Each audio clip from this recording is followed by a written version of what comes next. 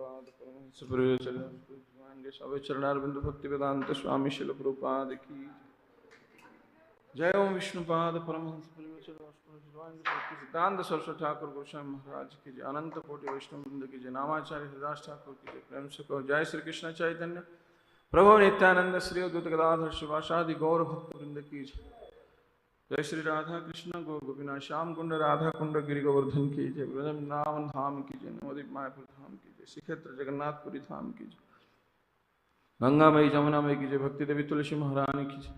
Thy Gaura Premanande, all glories to assembled devotees, all glories to assembled devotees, all glories to assembled devotees, all glories, Guru and Gauranga ki jai, all glories to Srila Prabhupada ki jai.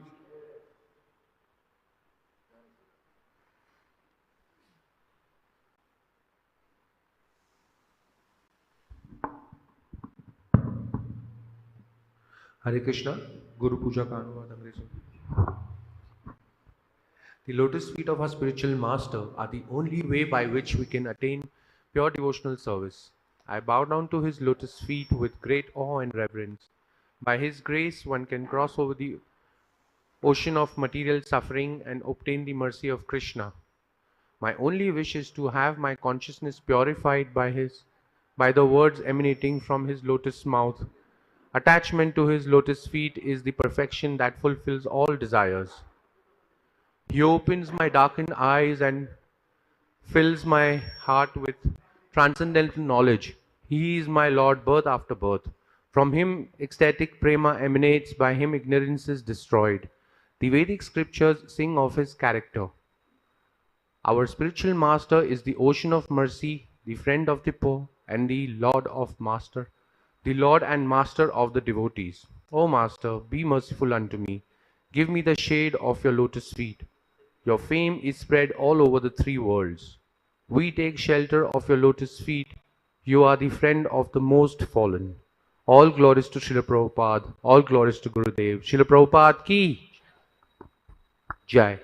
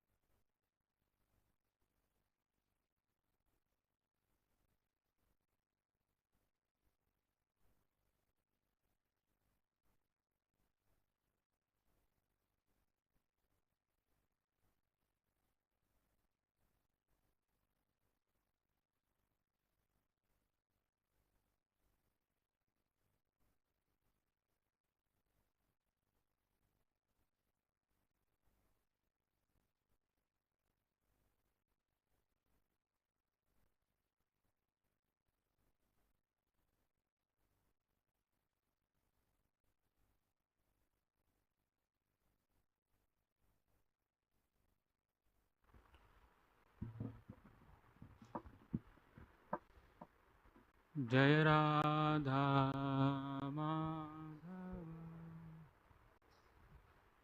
Kunj Bihari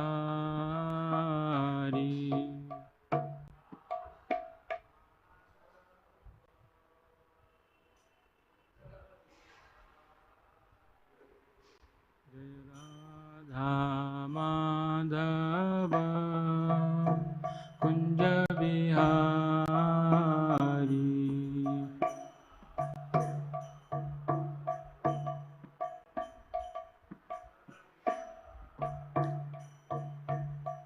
गोपीजन वल्लभा गिरिवरधारी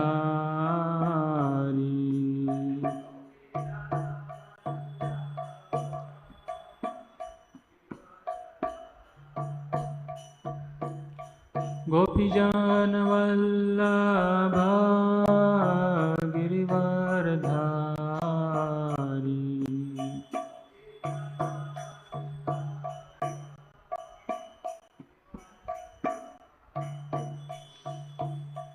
यशोदनन्दन व्रज जनरञ्जन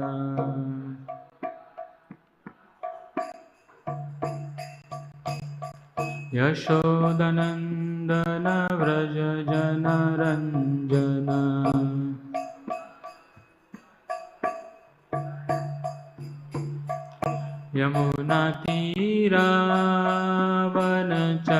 यमुनातीरावनचारी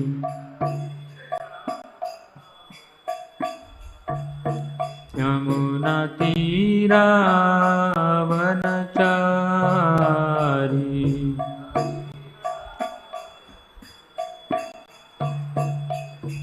जय राधा माधव कुंज बिहारी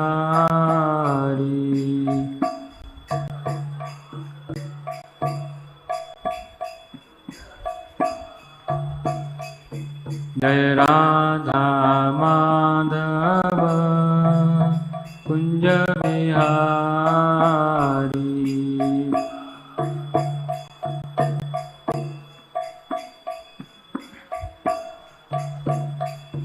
हरे कृष्णा कृष्ण कृष्ण हरे हरे हरे राम राम राम हरे हरे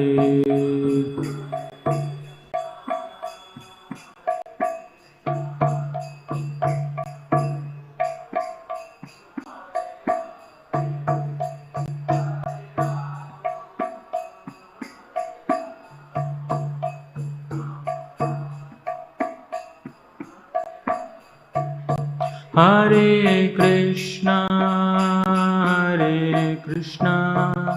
कृष्ण कृष्ण हरे हरे हरे राम राम राम हरे हरे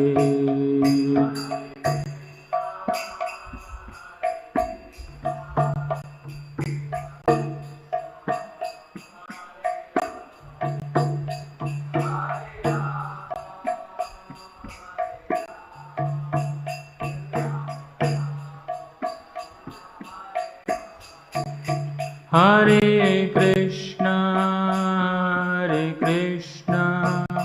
कृष्ण कृष्ण हरे हरे हरे राम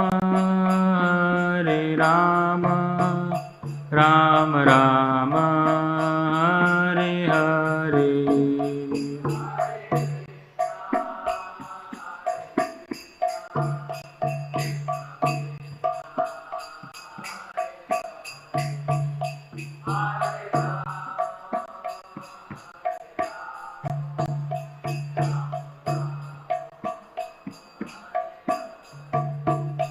हरे Krishna Krishna Krishna Hare Hare Hare Ram Ram Ram Hare Hare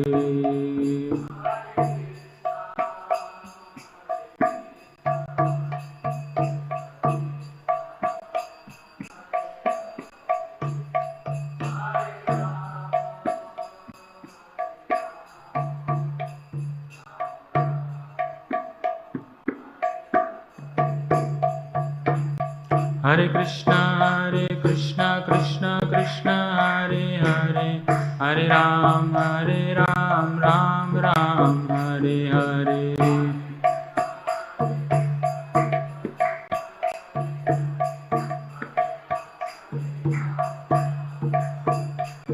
Hare Krishna Krishna Krishna Hare Hare, Hare Ram Ram Ram Hare Hare.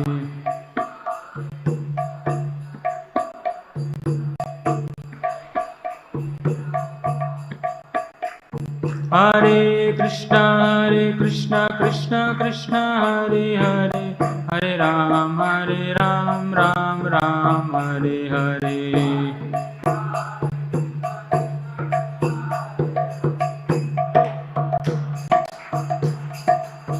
Hare Krishna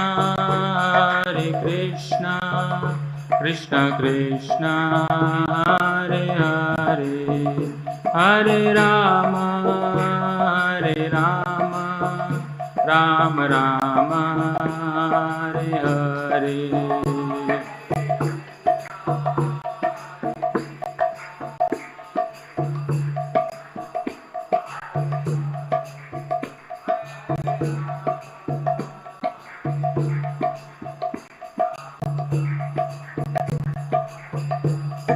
Hare Krishna Krishna Krishna Hare Hare, Hare Rama Rama Rama Hare Hare.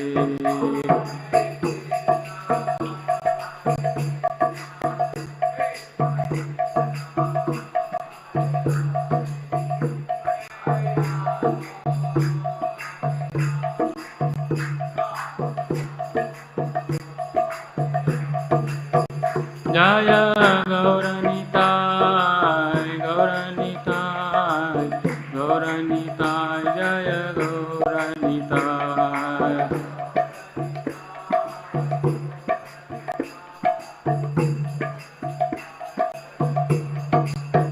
Jaya Radha Kunja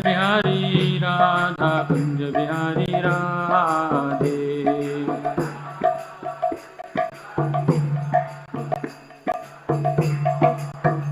Jaya Jaya Prabhupada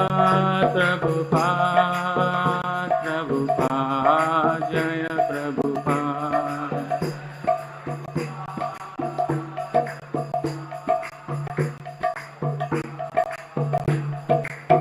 Jaya Jaya Gurudev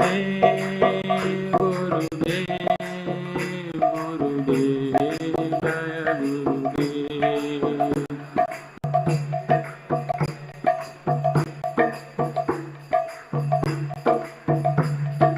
Nitai Gaur Hari Bol Hari Bol Hari Bol Hari Bol.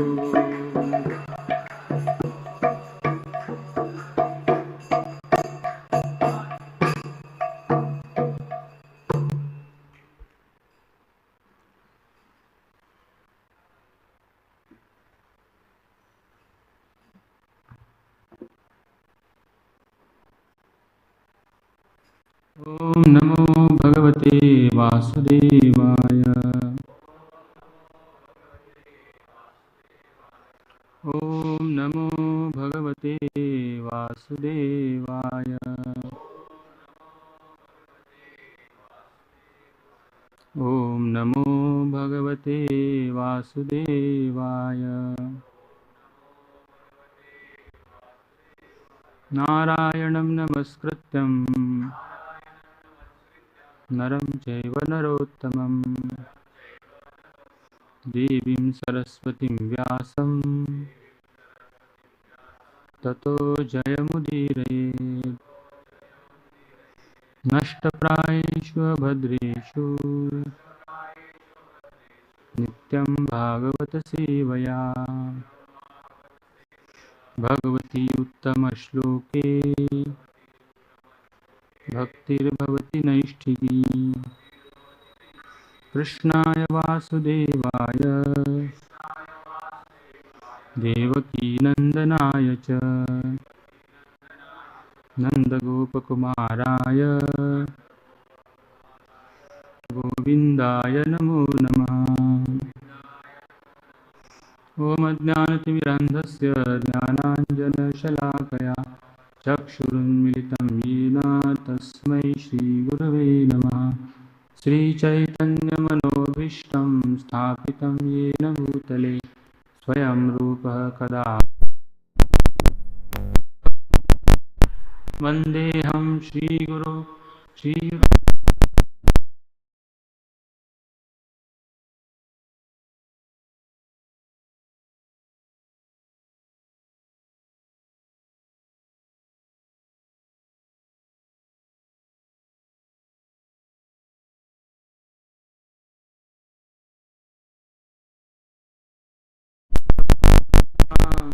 सगणा Lalita श्रीशाखान्वितांश्च नमो विष्णुपादाय कृष्णप्रेष्ठाय भूतले श्रीमते भक्तिवेदान्तस्वामिनिति नामिने। नमस्ते सारस्वते देवे गौरवाणी प्रचारिणे निर्विशेषशून्यवादी पाश्चात्यदेशतारिणे। नमो महावदन्याय कृष्णप्रेमप्रदायते कृष्णाय कृष्णचैतन्य नाम्ने गौरत्विषे नमः। हे कृष्ण करुणा सिंधो दीनबंधो जगत्पते गोपेश गोपिकाकांत राधाकांत नमोस्तुते। तप्त कांचन गौरांगी राधे वृंदावनी शवानुसुते देवी प्रणमामि हरि। वाञ्छाकल्पतरुभ्यश्च कृपा सिन्धुभ्यैव च पतितानां पावनेभ्यो वैष्णवेभ्यो नमो नमः। जय श्री कृष्ण चैतन्य प्रभु नित्यानंद श्री अद्वैत गदाधर श्रीवासादि गौरभक्तवृंद। हरे कृष्णा कृष्णा कृष्णा हरे हरे हरे राम राम राम हरे।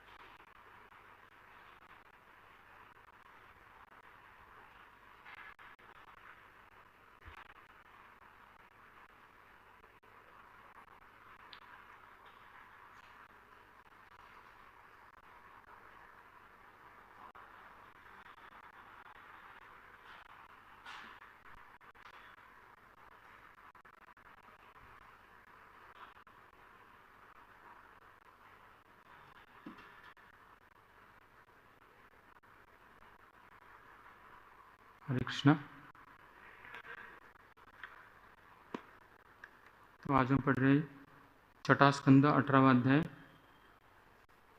श्लोक संख्या 48 और 39।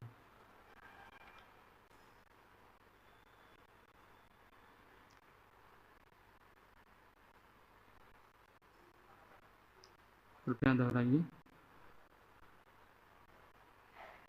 नाप्नुस्नायान्न कुप्येत न संभाषेत दुर्जनैः न वसिता धौतवासः स्रजं च विधृतां क्वचित्। नाप्नुस्नायान्न कुप्येत न संभाषेत दुर्जनैः न वसिता धौतवासः स्रजं च विधृतां क्वचित्। नाप्नुस्नायान्न कुप्येत न संभाषेत दुर्जनैः न वसिता धौतवासः स्रजं च विधृतां क्वचित्।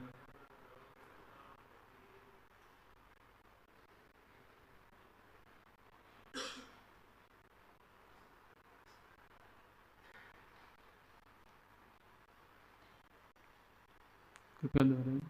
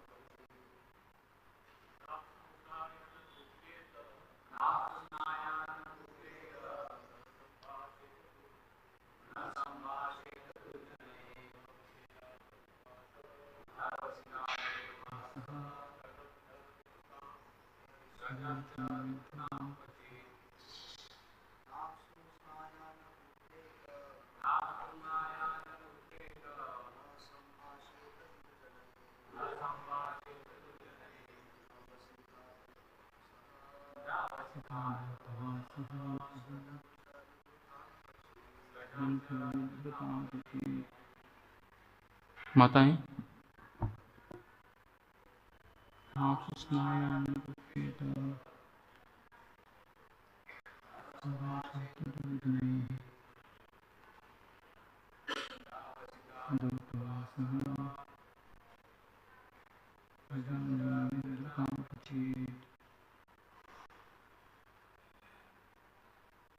शब्दशार्थ न नहीं अपसु जल में स्नायात नहाए न कुप्पेत न क्रोध करे न संभाषेत न बोले दुर्जनई बुरे लोगों से न वसित न धारण करे अधौतवास बिना धुले कपड़े सृजम फूलों की माला च तथा विधृताम पहनी हुई क्वचित कभी। भाषांतर। कश्यप मुनि ने आगे कहा, हे कल्याणी, नहाते समय पानी में कभी न घुसे, कभी क्रोध न करे और न दुष्ट लोगों से कभी बोले या संगति करे, कभी भी बिना धुले वस्त्र न पहने और पहले धारण की गई माला को कभी न पहने। इसे तात्पर्य नहीं है तो अगला श्लोक पढ़ेंगे हम। नोच्छिष्टम चंडिकान्नम च सामिशम वृषलारतम भुंजीतो दक्यया दृष्टम पिबेन्नांजलिना तपः। कभी भी झूठा भोजन न खाए, देवी काली दुर्गा को चढ़ाया हुआ प्रसाद न खाए और मांस या मछली से मिश्रित कोई भी वस्तु न खाए। शूद्र द्वारा लाई गई या शूद्र द्वारा स्पर्श की गई अथवा रजस्वला स्त्री द्वारा देखी गई किसी भी सामग्री को न खाए। अंजलि से पानी न पिए। तात्पर्य। सामान्यतः देवी काली पर मांस तथा मछली से युक्त भोजन चढ़ाया जाता है, अतः कश्यप मुनि ने अपनी पत्नी को ऐसे झूठे प्रसाद को ग्रहण करने के लिए मना किया है। वास्तव में वैष्णवों को देवताओं पर चढ़ी हुई किसी भी भोज्य सामग्री को ग्रहण करने की अनुमति नहीं है। उन्हें तो भगवान विष्णु पर चढ़ाए गए प्रसाद को ही ग्रहण करना चाहिए।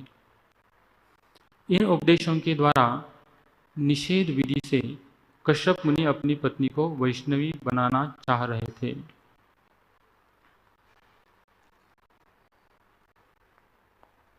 तो अध्याय का शीर्षक है राजा इंद्र का वध करने के लिए दिति का व्रत।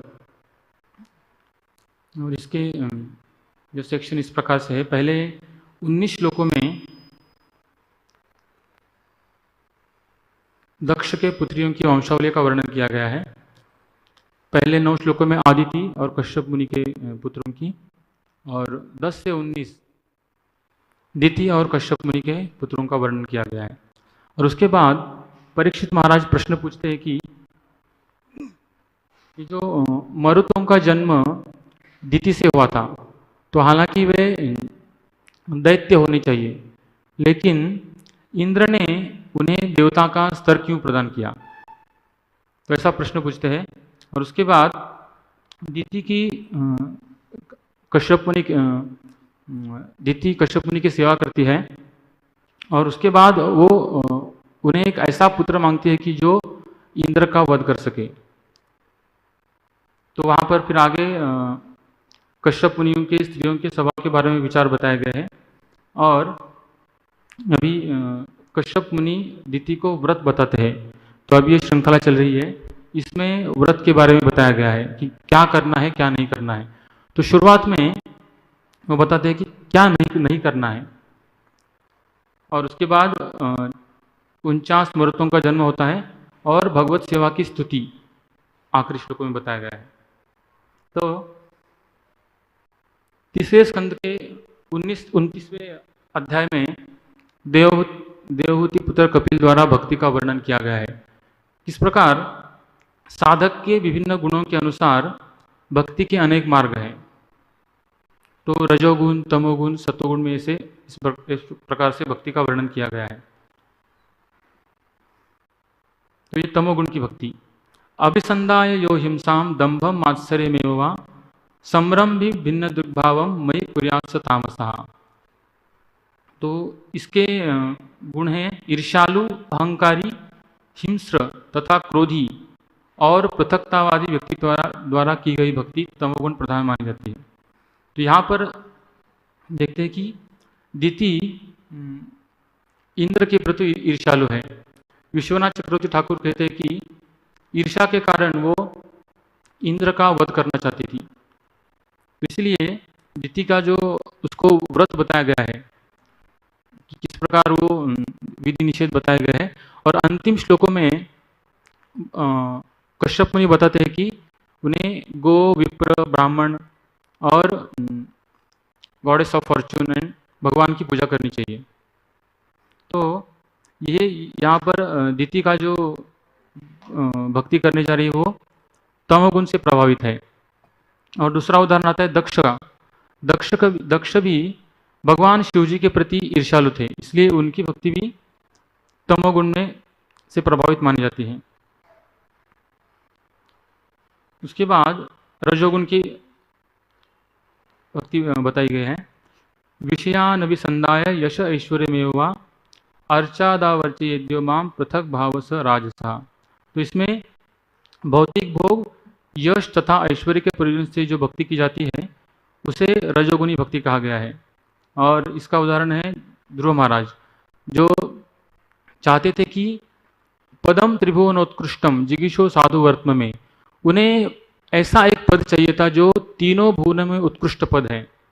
तो इसीलिए वो नारद मुनि को कहते हैं कि मुझे कोई ऐसा मार्ग बताइए, जिगीषो साधु वर्त्म में, एक साधु मार्ग, मतलब सही तरीके से मुझे तीनों भुवनों में उत्कृष्ट पद प्राप्त करना है, तो मुझे सही मार्ग बताइए, प्रामाणिक मार्ग।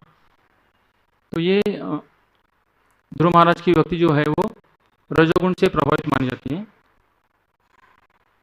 और उसके बाद कर्म निर्हार उद्देश्य परस्मिन्वा तदर्पणम यजेद्यष्टव्यमिति यवा पृथक भावस्य सात्विका। तो जब भगवान की पूजा भक्त भगवान की पूजा करता है और अपने कर्मों की त्रुटि से मुक्त होने के लिए अपने कर्म फलों को अर्पित करता है, तो ये सात्विक भक्ति है। और इसके बाद शुद्ध सत्वगुण बताते हैं कि मद्गुण श्रुति मात्रेण मयि सर्वगुहाशये मनोगतिरविच्छिन्ना यथा गंगाम बसोम्बुधो लक्षणम भक्ति योगस्य निर्गुणस्य उदाहृतम अहेतुकी अव्यवहिता या भक्ति पुरुषोत्तमे। ये शुद्ध सत्वगुण की भक्ति है, जहाँ पर जो भक्त है वो भगवान के दिव्य नाम और गुणों के श्रवण की ओर आकृष्ट होता है, और इसे निर्गुण भक्ति कहा गया है। और उदाहरण दिया कि जिस प्रकार गंगा समुद्र की ओर बहती है, उसी तरह भक्त का जो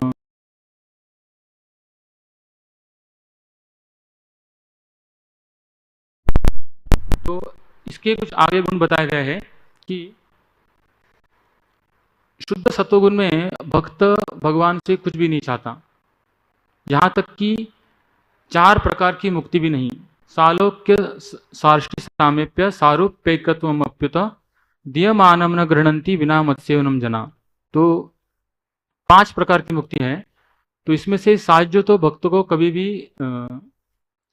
उसकी इच्छा नहीं करता है, लेकिन बाकी बची हुई 4 जो है सालोक्य, सार्ष्टि, सामीप्य और सारूप्य, तो ये भी मुक्ति जो है वो अगर भगवान की सेवा नहीं है तो भक्त उसे भी ग्रहण नहीं करता। दीयमानम न गृह्णन्ति विना मत्सेवनम जना। तो इसी तरह भक्ति करके वो भगवान के प्रति भाव प्राप्त करता है। तो यहाँ पर दिति का जो भक्ति है वो तमोगुण से प्रभावित बताया गया है। लेकिन चैतन्य महाप्रभु की प्रार्थना का स्तर क्या है? तो ये कृष्ण भावनामृत की प्राप्ति, इसमें प्रभुपाद बताते हैं कि अयि नंद तनुज किंकरम पतितम माम विषमे भवाम बधो। ये जो प्रार्थना है कि मैं इस भौतिक संसार में गिरा हुआ हूँ और मुझे आप एक आपके चरण का धूलि का कण बना लीजिए। तो प्रभुपाद कहते हैं कि यही हमारी प्रार्थना का आदर्श होना चाहिए। केवल भक्तिपूर्वक सेवा के लिए हमें भगवान को प्रार्थना करनी चाहिए। हालांकि हर एक व्यक्ति भगवान के पास आता है तो उसे उसके मन में कोई स्वार्थ रहता है। जहाँ ऐसे प्रभुपाद यहाँ कह रहे हैं कि हे प्रभु मुझे कुछ धन दीजिए, सहायता दीजिए, अच्छा घर, अच्छी पत्नी, अच्छा भोजन दीजिए। तो यह भी ठीक है, इसमें कुछ गलत नहीं है, लेकिन ये चैतन्य महाप्रभु की प्रार्थना का स्तर नहीं है, भौतिक सुख के लिए कुछ मांगना। तो हमारी एकमात्र प्रार्थना ये होनी चाहिए कि हमें जन्म जन्मांतर में भगवान की सेवा प्राप्त हो। तो चैतन्य महाप्रभु की लीला में एक कोलावेचा श्रीधर की कथा आती है। तो महाप्रकाश लीला में चैतन्य महाप्रभु सबको दर्शन देते हैं और सबको वर देते हैं।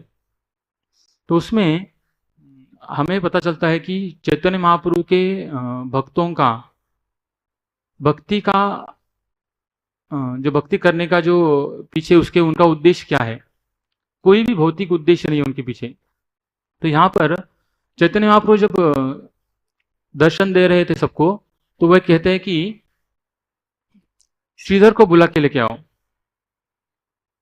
और श्रीधर ये बहुत गरीब व्यक्ति थे, केले का पत्ता बेचकर वो अपना जीवन चलाते थे।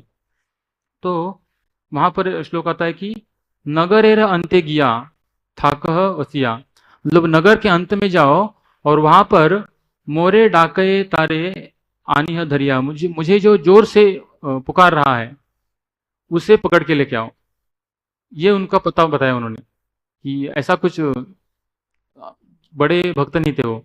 तो हालांकि भक्तों को पता भी नहीं था कौन श्रीधर है, तो इसलिए महाप्रभु कह रहे हैं कि जो मुझे जोर से पुकार रहा है उसे बुला के उसे लेके आओ। तो श्रीधर इतने जोर से कीर्तन करते थे कि उनके आजू बाजू के पड़ोसी, उनको नींद नहीं आती थी। तो वो क्या करते थे कि सोचते थे कि शायद उसे कुछ खाना नहीं मिल रहा है, इसलिए भूख के कारण वो जोर जोर से चिल्ला रहा है। इसलिए कभी कभी उसके घर में कुछ अन्न फेंकते थे वो। लेकिन श्रीधर हमेशा भगवान के नाम का जप करते रहते थे। और श्रीधर जो उनको केले का पत्ता बेचकर उनको जो भी प्राप्त होता था उसे अर्धेक सौदाय हय निज प्राण रक्षा, तो आधा जो है वो गंगा की पूजा के लिए देते थे और आधा अपने जीवन निर्वाह के लिए रखते थे। तो यहाँ पर वृंदावन दास ठाकुर कहते हैं कि यही मत हय विष्णु भक्तेर परीक्षा, ये विष्णु भक्त की परीक्षा है। वो उसके आमदनी का आधा भगवान की सेवा के लिए अर्पित करता है और आधे में बचा हुआ आधा वो अपने जीवन निर्वाह के लिए उपयोग करता है। तो यहाँ पर जब श्रीधर आते हैं तो चैतन्य महाप्रभु कहते हैं कि प्रभु बोले श्रीधर वांछिया मागवर अष्ट सिद्धि दिमुआई तुम्हारा गोचर। तो कहते हैं कि आप मुझे वर मांगो, आज मैं आपको अष्ट सिद्धि दे सकता हूं। तो यहाँ पर अगर देखा जाए तो इसका वर्णन आता है कि उनका घर, वृंदावन दास ठाकुर कहते हैं कि घर नहीं था, झोपड़ी, टूटी फूटी झोपड़ी थी। छत में उसके बहुत छिद्र थे और उनके कपड़े भी बहुत फटे हुए थे, उसमें बहुत अलग अलग प्रकार के छिद्र थे। तो यहाँ पर चैतन्य महाप्रभु श्रीधर को अष्ट सिद्धि देना चाह रहे हैं। लेकिन श्रीधर क्या बोलते हैं? श्रीधर बोले न प्रभु आरो भांडाई बा, मुझे इस तरह से आप फंसाओ मत। तो आगे कहते फिर से महाप्रभु कहते हैं कि दर्शन मोन व्यर्थ नहीं, मेरा दर्शन कभी व्यर्थ नहीं जाता है, तो आप वर मांगो। फिर से कहते हैं चैतन्य महाप्रभु, माग माग पुनः पुनः बोले विश्वम्भर, श्रीधर बोले प्रभु देह यही वर। फिर से बार बार बोलते कि मांगो मांगो, कुछ देना चाहता हूं मैं। तो फिर श्रीधर क्या बोलते हैं? श्रीधर कहे प्रभु देह यही वर, जे ब्राह्मण काड़ी नील मोर खुला पात, से ब्राह्मण हो को मोर जन्मे जन्मे नाथ।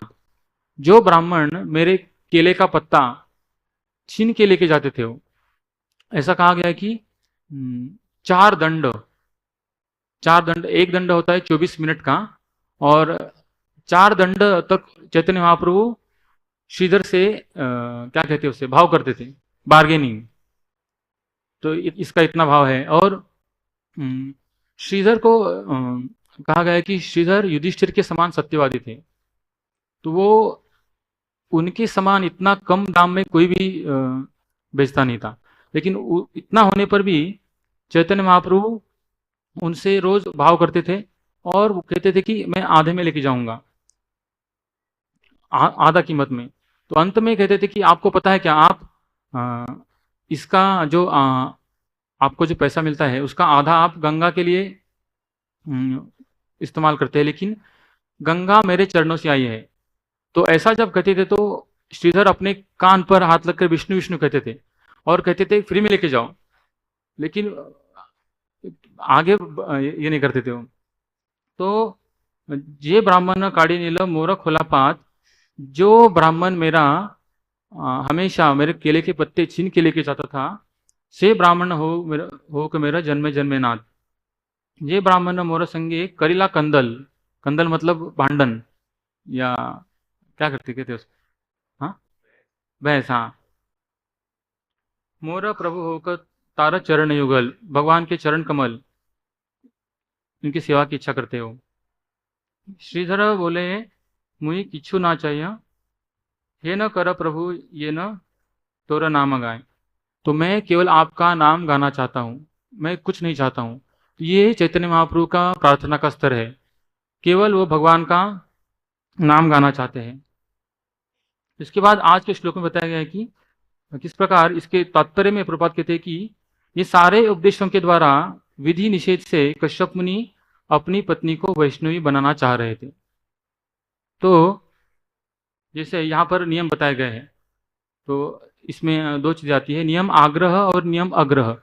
अग्रह मतलब नियमों का पालन नहीं करना, और आग्रह मतलब उसका क्या कहते हैं, स्पिरिट ऑफ द लॉ कहते हैं ना, उसे बिना जाने हुए। 2 चीजें होती है, letter of the law and spirit of the law.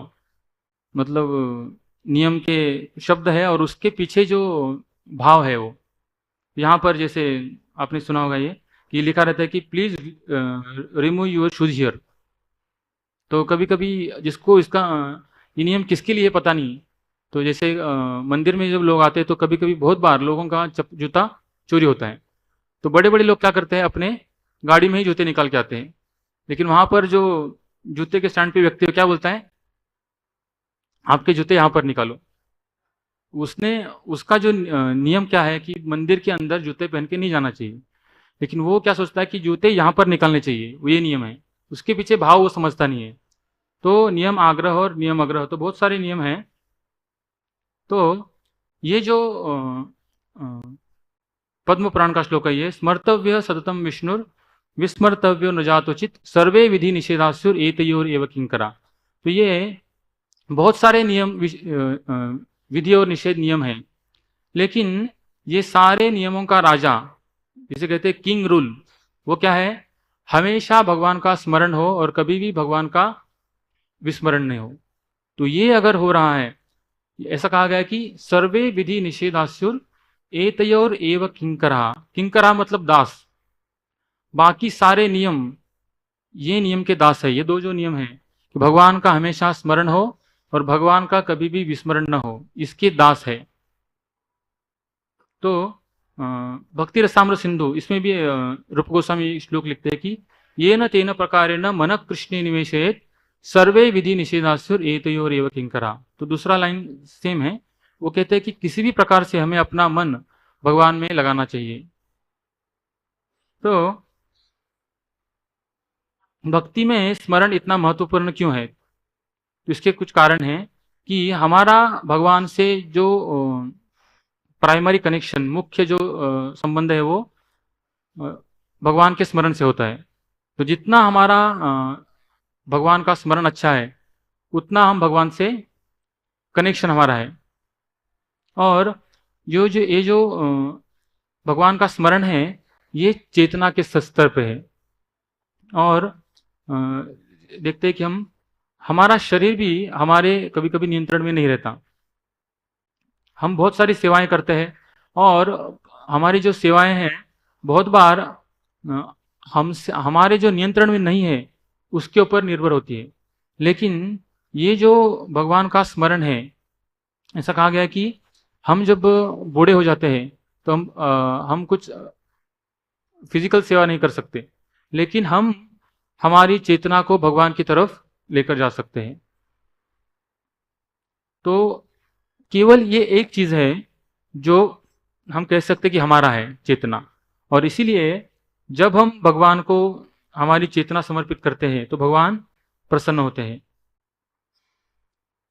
तो नारद मुनि जब भगवान श्री कृष्ण को मिलने के लिए द्वारका में जाते हैं, अलग अलग ग्रह में जाते हो, तो भगवान नारद मुनि से कहते हैं कि मैं आपकी किस प्रकार सेवा कर सकता हूं।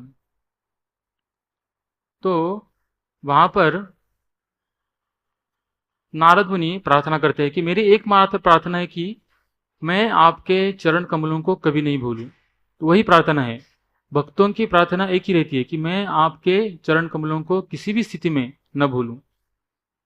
तो यहां पर आगे लिखते हैं कि एक शुद्ध भक्त जन्म मरण के चक्र को भी रोकना नहीं चाहता है। जन्म जन्मांतर, चैतन्य महाप्रभु कहते हैं मम जन्मनि जन्मनीश्वरे भवतात भक्तिर अहेतुकी त्वयि। तो मतलब जन्म मृत्यु के चक्र से भी छुटकारा नहीं चाहते भक्त। उनकी एकमात्र आशा है कि भगवान के चरण कमलों का स्मरण। तो प्रभुपाद इसके तात्पर्य में कहते हैं कि यही आदर्श प्रार्थना है कि केवल भगवान का स्मरण रहे और कभी भी भगवान का विस्मरण नहीं हो। तो अगर यदि भगवान का स्मरण नहीं हुआ तो क्या? तो शिल प्रभुपाद दूसरे स्कंद में बताते हैं कि सहा निस्तन महच्छिद्रम समोह सच विभ्रम यन्मुहूर्तम क्षणम मापी वासुदेवम न चिंतित। अगर एक भी क्षण हमने भगवान के स्मरण के बिना गवाया तो वो सबसे बड़ा हानि, सबसे बड़ा भ्रम और सबसे बड़ी विडंबना है। उसके जितना हानि दूसरा कोई नहीं है। दूसरा मुकुंदमाला सूत्र में श्लोक आता है, आम्नायाभ्यसनान्यरण्यरुदितं वेद व्रतान्यन्वहम् मेदश्चेद फलानि पूर्तविदया सर्वं हुतं भस्मनि तीर्थानाम् अवगाहनानि च गजस्नानं विना यत्पद द्वन्द्वाम्भोरुह संस्कृतिं विजयते देव स नारायण। तो राजा कुलशेखर भगवान के स्मरण के बिना चार चीजें उनकी तुलना करते हैं। वो क्या है? वो भगवान के स्मरण के बिना आमना या अभ्यसनानि अरण्य रुदितम, वेदों का अध्ययन किस प्रकार है? जंगल में जाकर कोई जोर से रो रहा है उसके समान है। दूसरा वेद व्रतान्यन्वहम मेदश्छेद फलानि, कोई वेदों में बताए हुए कठोर व्रत करता है, निर्जल एकादशी करता है, तो उसका फल क्या मिलेगा उसे? मेदश्छेद फलानि, वेट लॉस, केवल उसका वेट लॉस होगा। भगवान का स्मरण नहीं हो रहा है। आगे कहा गया है कि पूर्त विदया सर्वम हुतम भस्मनि, prescribe duties given in the Vedic scriptures वो पालन करता है, लेकिन उसमें भगवान का स्मरण नहीं हो रहा है, तो वो क्या है? सर्वम हुतम भस्मनि। तो हालांकि जो घी है वो अग्नि में डाला जाता है, लेकिन अगर भगवान का स्मरण नहीं हो रहा है तो वो क्या कर रहा है? राख के ऊपर घी डाल रहा है, तो पूरा घी क्या हो रहा है? उसका बर्बाद हो रहा है। उसके बाद तीर्थानाम अवगाहनानि च गज स्नानम, तीर्थों में जाकर स्नान करता है, लेकिन उसमें भगवान का स्मरण नहीं है, तो क्या है वो? गज स्नानम, हाथी के स्नान के बराबर है। तो स्मरण करने का सबसे आसान तरीका है भगवान के नाम का जप। हरे कृष्णा कृष्णा कृष्णा हरे हरे, हरे राम राम राम हरे हरे। तो प्रभुपाद कहते हैं कि हालांकि भगवान के स्मरण करने का सबसे आसान तरीका है, लेकिन तभी भी हम जब जप करते हैं तो हमारा मन इधर उधर जाता है। तो प्रभुपाद कहते हैं कि ये स्मरण कैसे करें हम।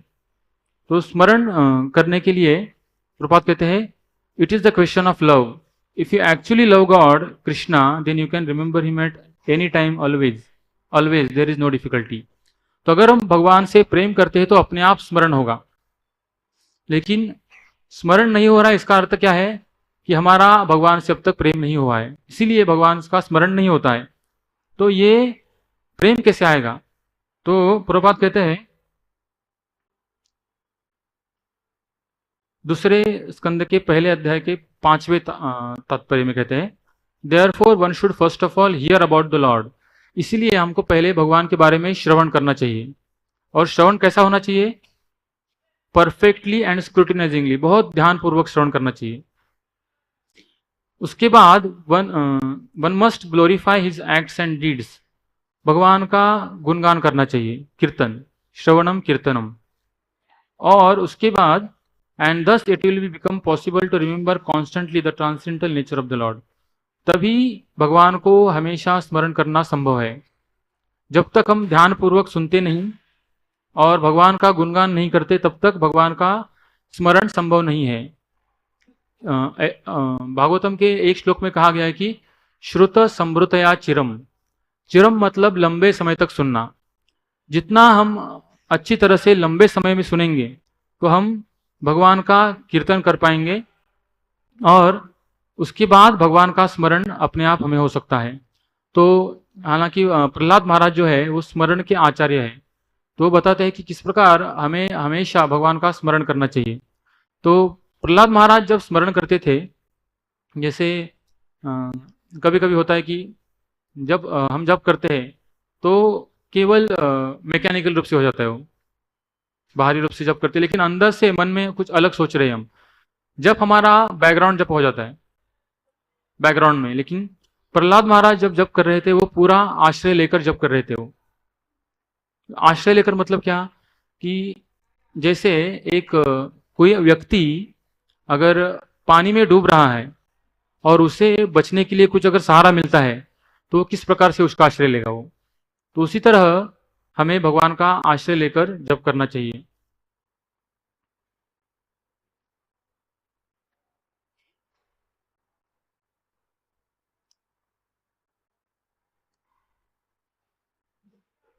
यहाँ पे कुछ स्लाइड को, हाँ, तो ये हरिदास ठाकुर प्रार्थना कर रहे हैं। तो हरिदास ठाकुर वैसे कहा गया है कि प्रहलाद महाराज का अंश है वो। तो हरिदास ठाकुर स्मरण के आचार्य है, तो हम 22 घंटा जप करते थे वो। और इस प्रकार से जब काजी उनको मारना चाहता था तो वो कहते हैं कि खंड खंड हय देह यदि जाए प्राण, तबु आमी वदनिना छाड़ी हरि नाम। मेरे शरीर के टुकड़े टुकड़े किए तो भी मेरा हर एक शरीर का टुकड़ा वो भगवान के नाम का जप करेगा।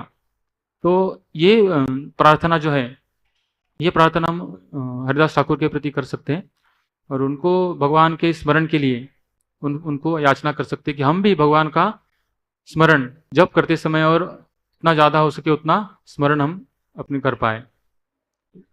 बहुत बहुत धन्यवाद। ग्रंथराज श्रीमद् भागवतम की, श्रील प्रभुपाद की।